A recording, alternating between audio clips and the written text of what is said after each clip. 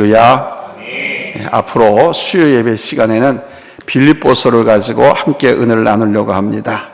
오늘은 그 첫 번째 시간인데 본문 1절로 2절 말씀을 중심으로 해서 빌립보서의 지필 동기와 목적, 이 빌립보 성경을 왜 하나님께서 사도 바울로 하여금 지필하게 하셨고 오늘 이 시간 이 종을 통해서 또 우리 서강교회 우리 성도들에게 선포하게 하시는가, 그 이유와 목적에 대해서 말씀을 드리도록 하겠습니다.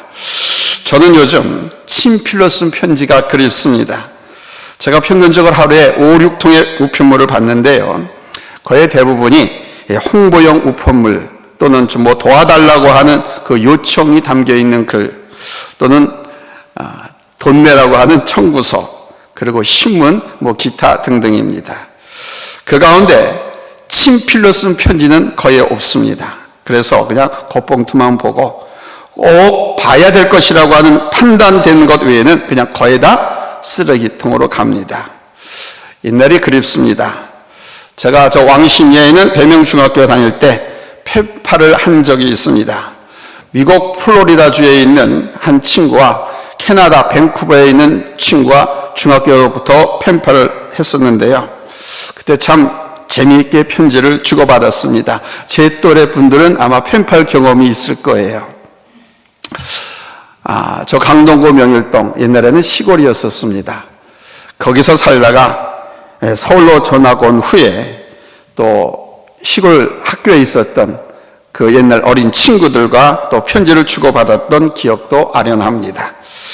군에 있을 때 반갑게 받았던 위문 편지들과 제 아내와 7년 연애할 때 주고받았던 편지들, 먼 미국 땅과 캐나다에서 온 편지, 손짝과 사람 냄새가 흠씨 묻어있는 편지가 그립습니다. 요즘은 가끔 친필로 쓴 편지를 받을 때가 있는데요, 우편물이 아니라 그냥 간단하게 카드다 쪽지에 써서 주는 땡큐 카드입니다. 이것을 받을 때면 그래도 사람의 정을 느낍니다. 한 가지 아쉬운 것은 이 땡큐 카드는 내용이 너무 짧다는 것입니다. 느낌이 작은 바카스 한 병, 비타 500 음료 한 병, 그런 거 마신 그런 기분입니다. 상쾌함은 있는데 뭔가 부족한 듯. 아니, 이렇게 표현해 보면 어떨까요? 작은 소주잔으로 사이다를 마신 기분. 소주를 안 잡숴보셨으니까 소주잔이 어떤지 모르죠? 오늘 토스 전도회 때 제가 이게 소주잔이고 물어봤지 않습니까? 그렇게 조금 사이다를 마시면 좀 그렇죠? 그런 기분. 요즘 사람들은 긴 것을 좋아하지 않습니다. 편지를 비롯해서 책이나 편지의 내용들도 짤막짤막하지요.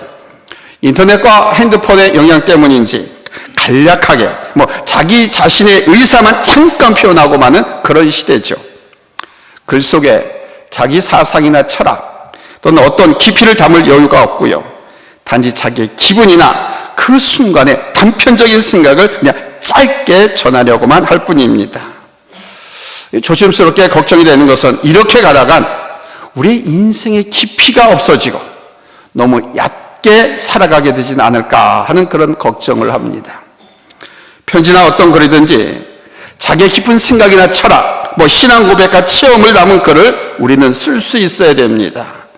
머리로만 생각하고 있는 것이 아니라 깨달음이나 배움, 가르쳐주고 싶은 것을 글로 남길 수 있어야 돼요. 이런 말이 있습니다. A frantic mark is better than a clear memory now.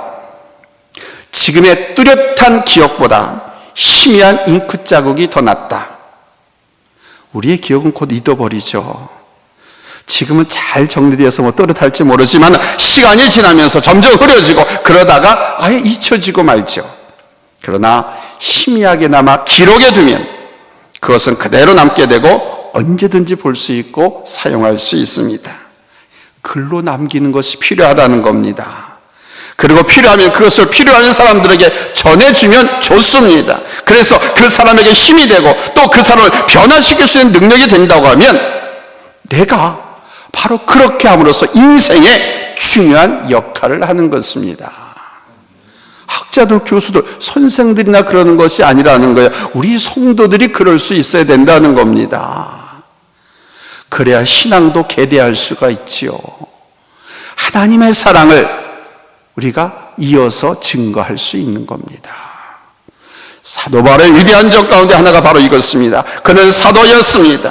복음을 전하는 사람으로서 각지를 다니면서 복음을 전하고 교회를 세웠습니다. 아시아를 넘어서 유럽으로 건너가서 복음을 전도한 사람으로서 사도로서 정말 위대한 일을 했습니다. 그러나 그의 위대한 가운데 또 하나가 바로 그의 서신입니다. 그가 집필한 신약 성경들, 성령의 감동으로 말미암아 기록한 12편의 서신은 정경으로 채택되어서 우리가 무엇을 믿어야 하는지, 우리가 믿고 생활하는 기독교는 무엇인지, 기독교인들은 어떻게 살아야 되는가를 또렷하게 보여주고 있습니다. 이것은 바로 교회를 세운 것보다 더 위대한 역사를 이룬 것입니다. 이 성경이 있었기 때문에 오늘 이 땅에 교회가 있을 수가 있고, 교회는 예수 그리스도와 복음, 그리스도인의 가치와 삶의 방식들을 바로 배우고 진리 안에서 살아가려고 노력하게 되는 겁니다. 하나님의 말씀이 거울이 되고 나침판이 되고 지팡이가 되어서, 이것이 정말 위대한 겁니다. 사도 바울이 세운 교회, 많은 곳에서 허물어지고 그 자취를 찾지 못하는 곳도 있습니다. 소아시아에서 세운 대표적인 교회가 에베소 교회였습니다. 에베소 교회의 복음이 전해지면서 복음의 충격이 소아시아 전역을 강타했습니다. 그런데 그 에베소 교회 자체는 지금 남아있지 않습니다. 여러분 성지순례 다녀오셨습니까? 안 다녀오셨으면 저거 갑시다. 저는 3번 이상을 다녀와 봤어요. 우리 교회 성도들 이끌고 같이 다녀왔습니다.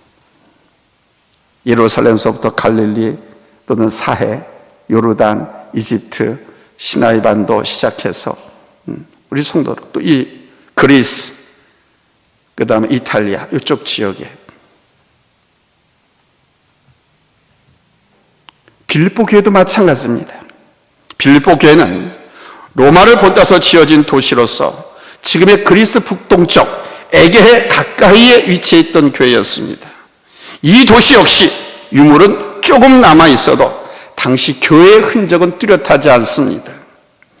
물론 이 땅은 무슬림 지역이 아니고요, 기독교적인 역사를 가진 그리스 땅이기 때문에 다른 어떤 곳보다 교회의 흔적이 남아있고, 특별히 후대에 여러분이 잘 아는 루디아 기념교회가 세워져 오고 있습니다만, 빌립보서보다 생명력 있게 복음을 전해주고 있지는 못합니다. 그러나 바울 서신은 지금 이렇게 남아서 우리에게 하나님의 진리의 말씀을 전해주고 있습니다. 이제 앞으로 몇 달간 수요 예배 시간에 이 빌립보서의 말씀을 통해서 교회와 우리 자신에게 주신 메시지를 들고, 또 우리의 믿음을 성숙시켜 나가고 우리의 삶의 변화를 이루고, 아멘 안 하고 입 다물고 있을 거예요. 이 빌립보서를 강의하는 목적을 제가 지금 말씀드리는 거예요. 이 빌립보서를 쓴 집필한 목적, 동기가 바로 이겁니다. 우리의 믿음을 성숙시켜 나가고 우리의 삶의 변화를 이루고, 또한 하나님의 더 깊은 사랑의 능력 안으로 들어가게 될 것입니다. 하나님 말씀 바로 그런 힘이 있거든요. 우리가 하나님의 말씀을 이렇게 아멘으로 받아들일 때 그 말씀은 내 속에서 그렇게 역사하는 거예요. 아멘.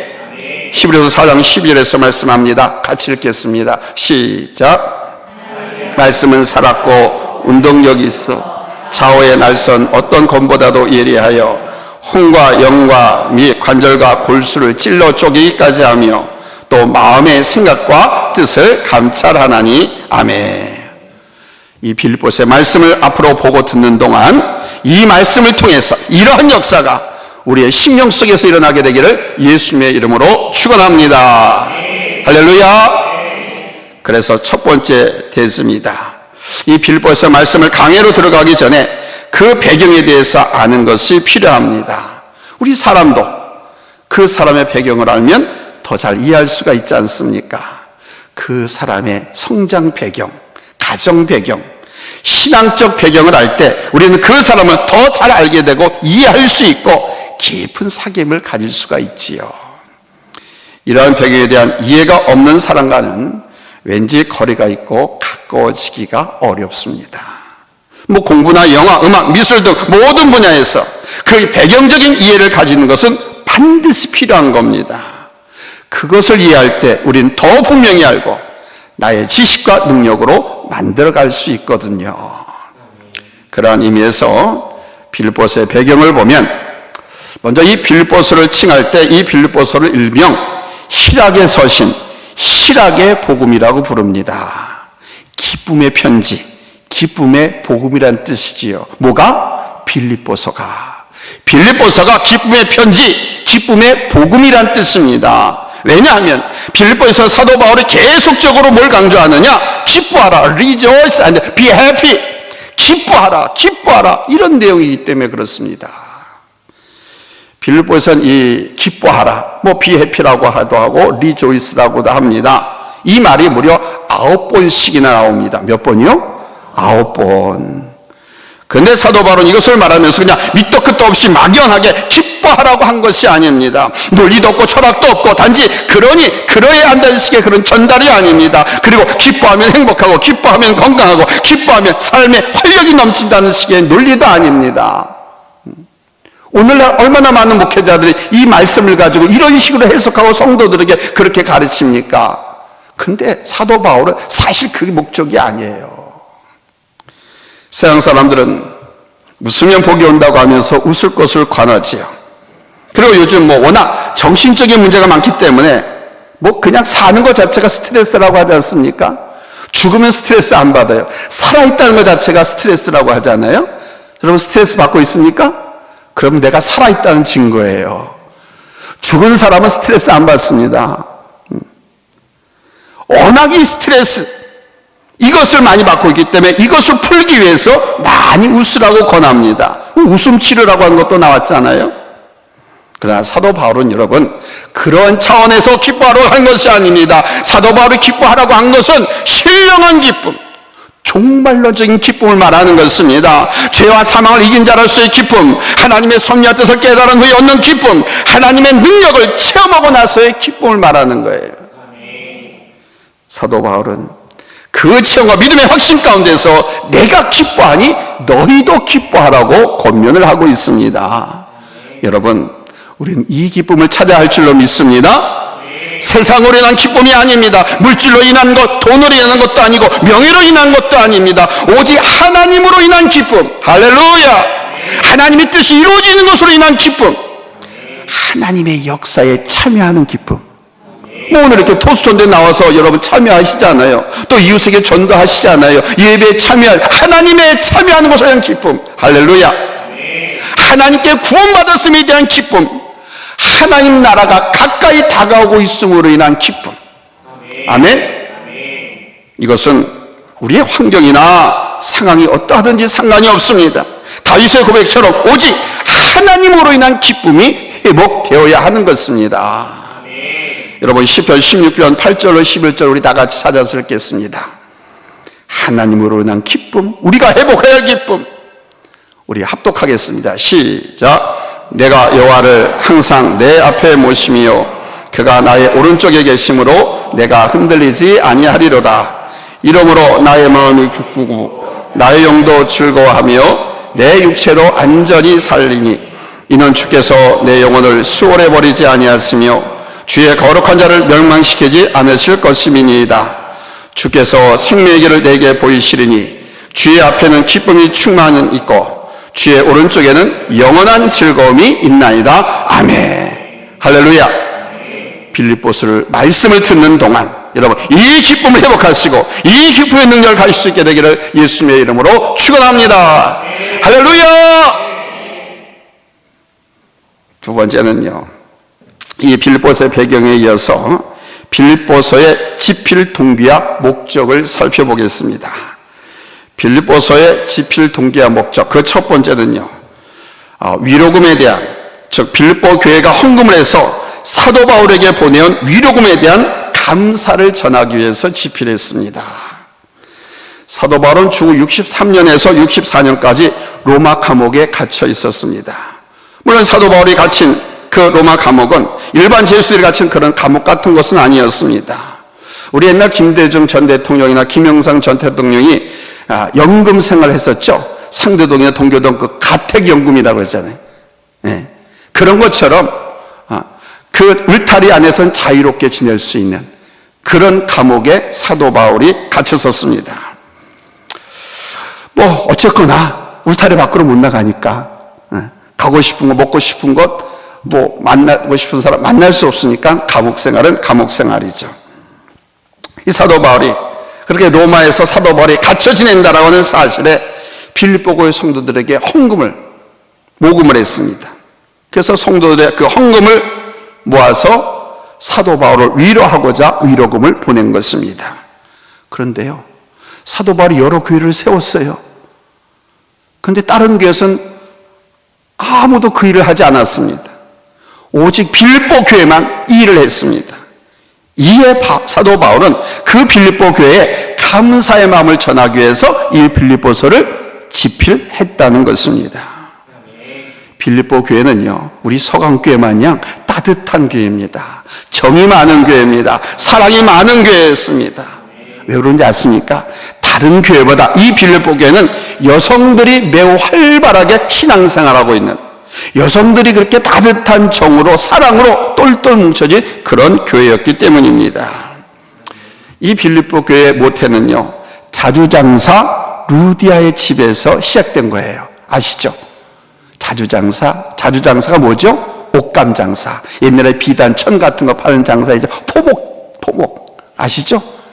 자주장사 그겁니다. 특별히 자주라고 하는 것은 당시 상류층, 좀 부자들이 즐겨 입는 옷들, 고급 의상실, 한마디로 말하면 오늘날로 얘기하면 루디아가 바로 그렇게 자기 집에서 빌립보 교회를 시작했어요.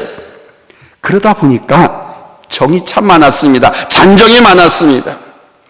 간혹 제가 다른 교회 헌신 예배, 기타 행사에 말씀을 전하기 위해서 가보면은 여선교회에서 주도하는 예배나 행사에서는 섬김과 대접을 잘 받습니다.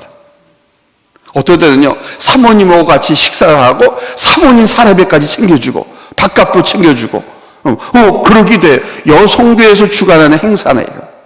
그런데 남선교회나 청년들이 주도하는 예배나 행사에는 그냥 그 행사만 참석하고 와야 하는 경우가 종종 있습니다. 어떤 때는 배도 쫄쫄 굶고 올 때도 있어요. 이거 왜 그런지 아십니까? 여성들이 잘 섬기는 것은 바로 사랑이 많기 때문에 그래요. 더 쉽게 얘기하면 잔정이 참 많기 때문에 그렇습니다. 여성도들이. 우리 교회 성도님들 같아요. 빌립보 교회가 바로 바울에게 위로금을 보낼 수 있던 것은 바로 이러한 여성적 특성이 있었기 때문입니다. 그러나 여러분, 이것을 여성적 특성이기 때문에 그 교회가 그랬다, 이렇게만 봐서는 안 됩니다. 교회는 예수님의 몸이고 예수님의 사랑으로 서가는 것 아닙니까? 아멘? 때문에 예수님의 사랑을 갖고 가는 인격체라고 하면 이러한 사랑이 있어야 되는 거예요. 우리 교회뿐만 아니라 그 어떤 교회도 예수님을 모신 곳이라고 하면, 예수님의 머리로 세운 교회라고 하면 어떤 교회든지 간에 이렇게 사랑의 인격체가 풍성해야 되는 거예요. 우리 교회는 당연한 거고. 아멘? 어느 것 누구에게나 사랑의 베품과 섬김이 있어야 합니다. 그것이 교회입니다. 두 번째로 에바브로디도 때문에 그렇습니다. 빌립보 교회가 사도 바울에게 헌금을 보내면서 그 위로금을 이 에바브로디도 편으로 보냈습니다. 근데 이 위로금만 보낸 것이 아니라 이 에바브로디도로 하여금 같이 감옥에 들어가서 사도 바울을 좀 섬겨라, 불편함이 없게 도와줘라 하면서 같이 감옥살이를 보낸 거예요. 재정만 보낸 것이 아니라 사도 바울 불편함이 없도록 잘 섬긴 사람을 같이 보내온 겁니다. 빌립보 교회가 얼마나 정이 많은 교회인가 여기서도 알 수가 있지요. 그런데 그 에바브로디도가 사도 바울을 섬기다가 그만 병이 나고 말았습니다. 정확한 별명은 알 수 없지만은 매우 심각한 상황에까지 이르렀던 것 같습니다. 그래서 사도 바울이 생각해요. 에바브로디도가 여기서 죽으면 사도 바울 자신이나 빌립보 교회를 위해서도 덕이 안 될 것 같아가지고 하나님 앞에 고쳐달라고, 살려달라고 사도 바울이 얼마나 간절히 기도했는지 모릅니다. 성경에 나와요. 그러니까 하나님께 기도했더니 하나님께서 디도를 고쳐주셨고 회복시켜 주셨습니다. 이에 사도 바울은 그 에바브로디도를 보내고 위로를 보낸 그 빌립보 교회 성도들에게 안심시켜주고 디도의 헌신적인 섬김을 칭찬하고 격려하는 차원에서 이 서신을 집필했다는 것입니다. 빌립보서 2장 30절 우리 확인하겠습니다. 찾았으면 아멘합니다. 합독합니다. 시작. 저가 그리스도의 일을 위하여 죽기에 이르러서도 자기 목숨을 돌아보지 아니한 것은 나를 섬기는 너희의 일에 부족함을 채우려 함이니라. 아멘. 여러분, 우리의 모든 상황은요, 하나님의 뜻과 섭리 가운데 있습니다. 믿습니까? 하나님의 섭리와 뜻 가운데 있는 거예요. 우리의 모든 순간을 하나님의 뜻으로 받아들이고 하나님을 기다릴 때 여러분, 우리 하나님께서 그 일을 처리하시는 거예요. 그러나 우리 앞에 또 우리가 서 있는 하나님 앞에 우리의 나쁜 상황이 하나님의 영광을 가리는 것이 되지 않도록 해달라고 우리 하나님께 기도를 해야 하는 겁니다. 그 일 때문에 하나님의 영광을 가리면 어떻게 되겠어요? 하나님의 영광을 가로채거나 가리는 사람은 하나님께서 벌레를 먹여서 죽이시잖아요. 성경에 보면 그냥 내버려 두지 않으시거든요. 그러니까 하나님의 영광을 가리지 않도록 하나님 도와달라고 기도를 해야 되는 거예요.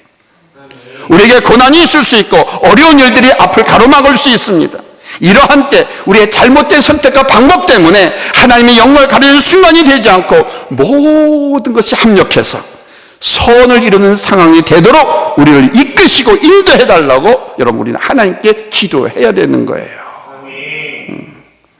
지금 사도 바울은 에바브로디도를 통해서 바로 그것을 체험하고 그렇게 이끌어주신 우리 하나님께 감사하면서 또 성도들에게도 감사하고 있는 것입니다. 세 번째는 이 빌립보서는 교회의 화목을 위해서 집필했습니다. 뭐의 화목을 위해서? 교회. 여러분, 제가 또 교회에서 성경에서 교회를 말할 때는 이렇게 함께 모이는 예배당, 이 교회만을 말하는 것이 아니고 예수를 내 주님으로 영접한 우리 성도 한 분 한 분을 동시에 가리키고 있다고 하는 것을 항상 염두에 두셔야 됩니다. 저의 모든 설교도 그렇습니다. 앞으로도 우리 모두와 우리 각자 한 사람 한 사람을 교회라고 말하는 겁니다. 아멘? 빌립보 교회가 사랑이 많고 열심히 있는 교회였지만 이 교회에 한 가지 문제가 있었습니다. 그 문제가 뭐냐면 이 교회는요, 2명의 여성 지도자가 있었어요. 2명의 여성 지도자. 누구냐? 유오디아와 순두계. 유오디아 집사와 순두계 집사, 여성 두 집사 사이에 알력이 있었습니다. 뭐 다 그런 것은 아니지만 어떤 여성들은 질투심, 시기심이 참 많습니다. 우리 소강교회는 한 분도 없는 줄로 믿습니다. 네. 보니까 얼굴에 다 나는 사랑, 나는 배품, 나는 성리 막 그렇게 써있는 것 같아요. 그런데요, 다른 교회 가서 이렇게 집회도 해보고 또 뭐 노예 안에 뭐 이렇게 여전도 연합회 그런 일들을 이제 제가 이제 노회장도 하고 막 그러면서 많이 겪어보니까요, 그게 목사님들이 그런 얘기를 많이 해요. 참 저렇게 열심히 일하는데 서로 선의 경쟁은 맞는데 서로 질투해가지고 막 싸워가지고 분열을 일으키기도 하고 서로 상처를 주고받는 그런 일이 참 많다고 저한테 얘기를 하더라고요. 근데 우리 서강교회는 그런 분이 한 분도 없는 줄로 믿습니다. 아멘이 작으면 그런 거고 아멘이 크면 없는 거고 믿습니다. 네, 그래요. 대개 여성 지도자들이 우리 교회는 안 그런데 알력이 많아요. 질투심이 많아요.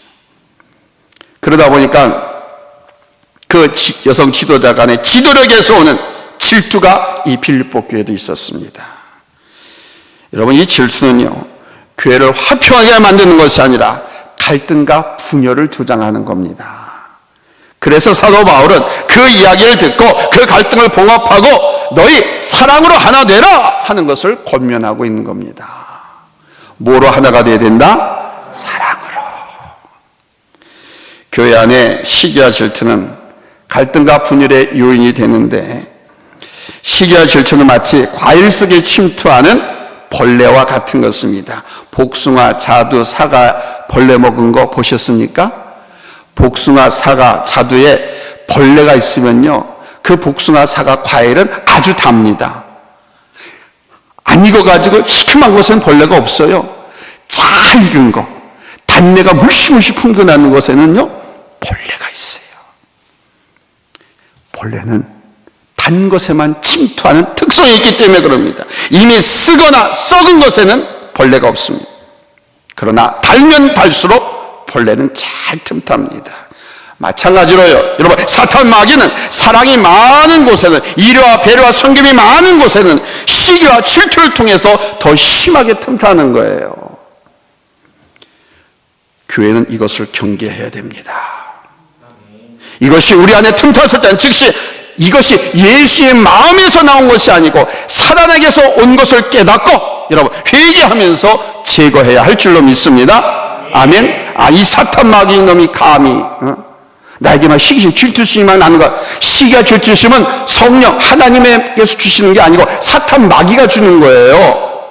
교회의 화합을 하나 일치됨을 파괴하려고, 그래서 교회를 흐트러 놓으려고 시험 들게 하고, 또 시험 든 사람, 상처받은 사람 하나님께서 멀어지게 만들려고, 이런 것은 결코 하나님께로부터 온 것이 아닙니다.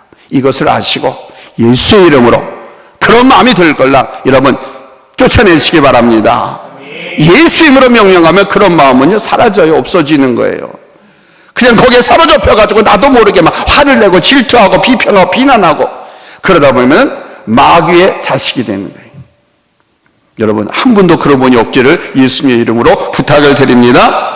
바로 사도 바울은 이런 일련의 동기와 목적을 갖고 이 빌립보서를 기록하면서 자신의 신앙 고백과 헌신, 그리고 우리가 예수 안에서 살아가면서 가져야 할 마음과 자세, 모습과 방법 등을 구체적으로 제시해 주고 있는 것입니다. 사랑하는 성도 여러분, 앞으로 함께 수요일마다 이 말씀을 보면서 나갈 때 우리 이런 목표를 세웁시다. 첫째, 말씀을 통해서 믿음의 성숙이 일어나도록 기도합시다. 아멘. 하나님의 말씀을 들을 때 들으면 들을수록 우리 안에 믿음의 성숙이 일어나야 합니다. 하나님의 말씀은 능력이 있는데 내 안에서 성숙됨이 발전이 일어나지 못한다고 하면 하나님의 말씀을 잘못 보고 잘못 들은 거예요. 하나님의 말씀을 다 놓쳐버린 거예요. 내게 주신 말씀인데 아멘으로 받아서 그 말씀을 가지고 내가 성숙해야지. 할렐루야. 아멘. 믿음의 성숙이 일어나도록 우리 함께 기도합시다. 아멘. 두 번째는 내 삶에 변화가 일어나야 됩니다. 곧 성숙이 일어나야 된다는 거예요. 여러분, 엄마 뱃속에서 태어난 아이가 1년이 가고 3년이 갔는데도 뒤치기도 못하고 일어서지도 못하면 그 엄마의 아빠의 근심 걱정 아닙니까? 그렇죠? 3년이 갔는데 일어나지 못하고 뛰지도 못하면 어떻게 해요? 아니 10년이 가고 20년 청년이 됐는데도 스스로 걷지도 못하고 옷도 스스로 입고 벗고 씻지도 못한다면 얼마나 근심거리가 돼요. 여러분 성숙해야 될 줄로 믿습니다. 아멘.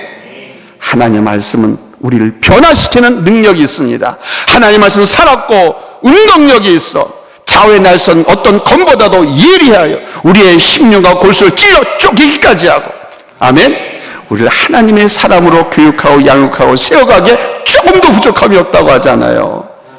이런 하나님의 말씀을 봤는데 여러분 우리가 성숙해야 되지 않겠습니까? 아멘. 바라기는요 콩나물 키워봤죠?